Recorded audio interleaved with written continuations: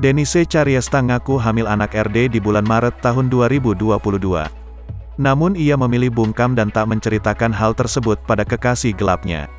Denise Chariesta terang-terangan mengaku sempat mengandung anak RD. Sosok RD tersebut ramai diduga merujuk pada suami Ayu Dewi, Regi Datau. Denise Chariesta nekat membuka fakta tersebut di akun YouTube terbarunya, Selasa, tanggal 22 November tahun 2022. Diungkap Denise Chariesta, ia mengandung anak RD sekitar bulan Maret tahun 2022 lalu. Sebenarnya gue hamil bang. Gue hamil anaknya si RD Maret, kata Denise Chariesta mengingat perkataannya pada Denny Sumargo. Kesal podcastnya tak ditayangkan, Denise Chariesta pun terpaksa membagikan video yang sengaja direkam sendiri oleh salah satu stafnya ketika hadir di podcast Densu. Di video tersebut, Denny Sumargo terlihat syok kala Denise Chariesta mengaku hamil.